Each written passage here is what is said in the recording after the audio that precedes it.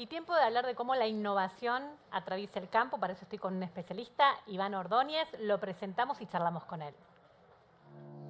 Iván Ordóñez es consultor especializado en asesorar a empresas y gobiernos en estrategia de agronegocios. Es licenciado en Economía por la Universidad de Buenos Aires con un posgrado en agronegocios de la misma institución. Se desempeña como profesor en la maestría en agronegocios y director del posgrado en Desarrollo y Gestión de AgTex de la Universidad del SEMA y es coautor de los libros Campo, El sueño de una Argentina verde y competitiva y La soja en Argentina. Hola Iván, bienvenido. ¿Cómo andás? ¿Cómo andás, Carla? ¿Todo bien?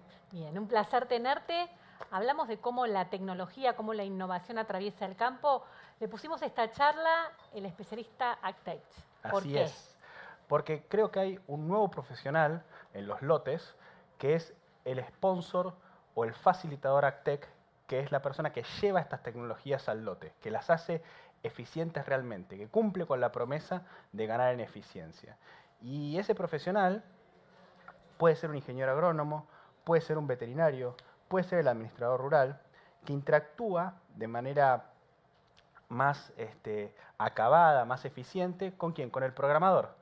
No es alguien que se vuelve un programador, no se vuelve un creador. Es como de que un tiene la sistema. mirada más como global. Tiene una mirada global y sabe qué le puede preguntar al programador.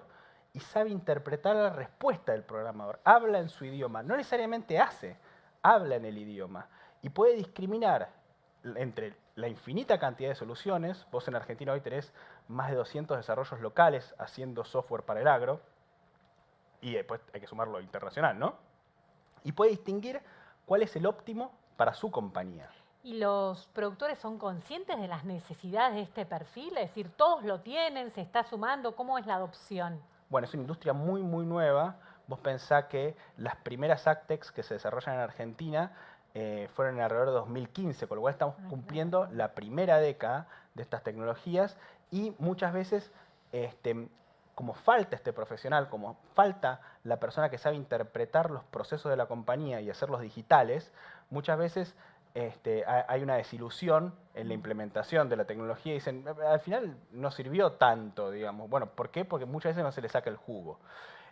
¿Y se convirtió este talento en la figurita difícil de encontrar? Yo creo que sí. Es como la figurita difícil a la hora de buscar talento en una organización relacionada con el sector. Yo creo que sí, hay un tema etario.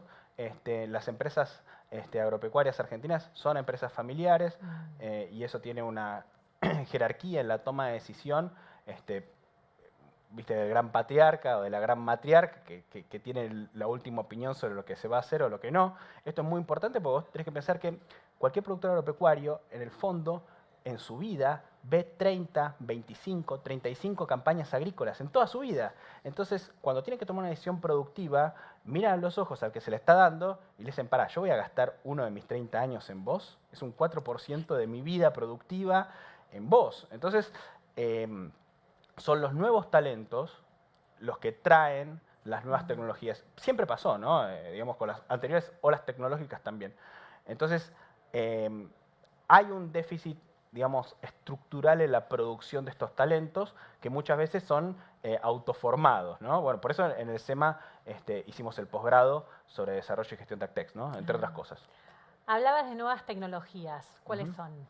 Mirá, hay un montón en el agro. El agro es uno de los sectores de la economía argentina que más tecnología adopta y con más velocidad, pero yo puntualmente estoy hablando de todas las que tienen que ver con la gestión de la información del agro, ¿no? Que tiene que ver con información productiva, información administrativa e información comercial, ¿no?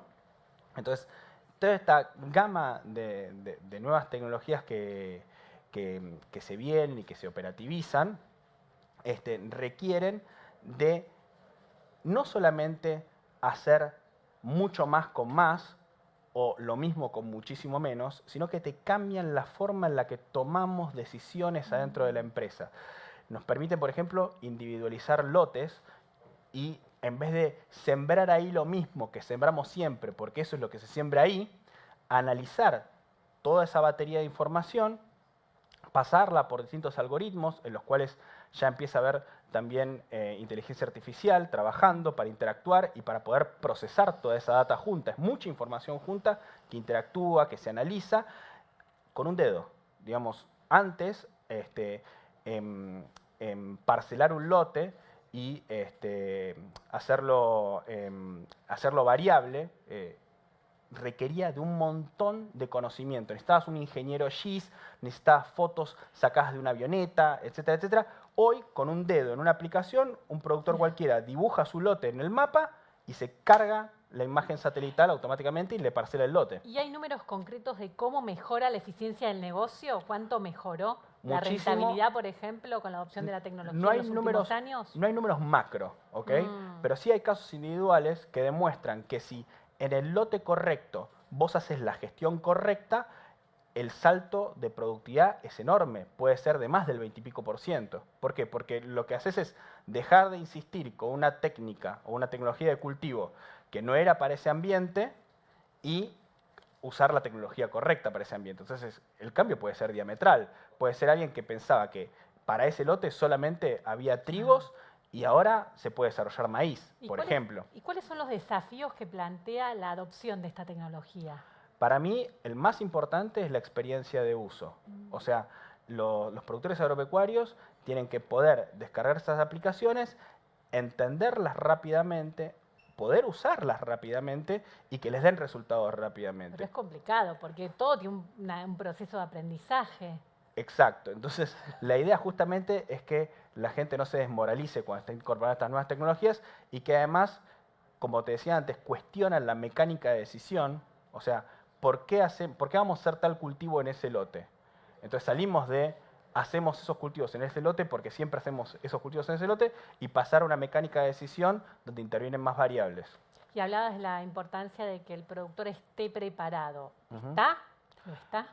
Yo creo que sí. ¿Por qué? Porque estamos en un sector que permanentemente tiene tiranteses de rentabilidad. Y los productores saben que la única forma de solucionar esa tirantez de rentabilidad es siendo cada vez más eficientes. Entonces, hubo revoluciones tecnológicas, entre comillas, más fáciles de adoptar, como la siembra directa. Digo entre comillas porque fue un desafío los pioneros de la siembra directa avanzar en ese sistema de siembra. Ahora, una vez que eso ganó tracción, fue muy, muy rápido.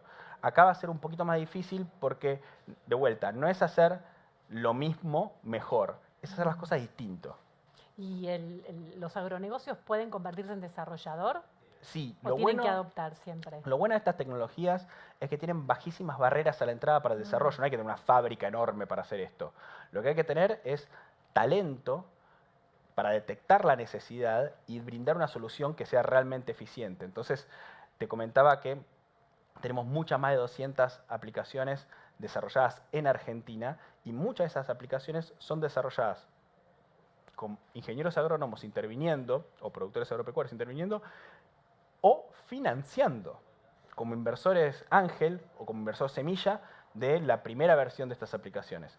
Entonces, tenemos un campo de prueba de 32 millones de hectáreas agrícolas y de 50 millones de hectáreas ganaderas. O sea, hay 80 y pico de millones de hectáreas para probar soluciones digitales. Eso es enorme y con un apetito para adoptar las que funcionan monumental. Somos el país que adoptó la siembra directa en menos de 6 campañas. Entonces, cuando los productores entienden que una tecnología les funciona, el rollout, la adopción es inmediata.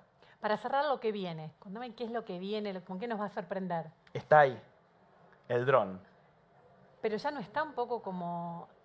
¿Cuál es la vuelta de tuerca? La vuelta de tuerca es, el dron históricamente en el agro sirve para capturar información, es un sensor más, y como sensor era carísimo, preferíamos las fotos satelitales. Ahora, los drones le ganaron la guerra a los rusos en Ucrania. Entonces, pueden cargar más de 100 kilos de carga. Los drones hoy se pueden usar para sembrar, se pueden usar para pulverizar, se pueden usar para hacer tareas agrícolas.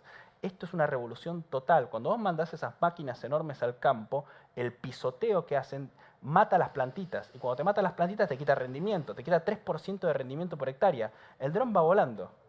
Entonces la revolución que viene es cómo le metemos software eficiente a esos drones y cómo regulamos su uso para que el rollout de esta tecnología sea armónico con el medio ambiente, con la sociedad circundante. Yo creo que es una etapa tremendamente excitante. probablemente en 10 años no veamos más esas máquinas gigantes que estaban en la imagen y veamos un campo operado con drones, mucho más eficiente, mucho más medioambientalmente amigable. ¿Y menos mano de obra también eso implica? Distinta mano de obra, porque vamos a tener que tener un operador de dron, un mecánico de dron, un gestor, un dealer de drones. Por ahora la cosechadora la veo difícil de reemplazar. Con drones no la veo, ¿no? Una cosechadora pesa 12 toneladas vacía y puede acumular lo mismo de granos que va cosechando y necesita el tractor al lado. No lo veo cosechando al dron, pero sí lo veo sembrando. Bueno, un placer tenerte, Iván. Siempre un lujo escucharte. Así pasaba Iván Ordóñez, que nos anticipó lo que viene justamente en el mundo del campo. Pero ya veo, preparado al equipo de LN Campo para contarte también las claves de lo que viene, pero es una mirada más macro y micro. Muchas gracias, Iván. Muchas gracias a vos, Carla.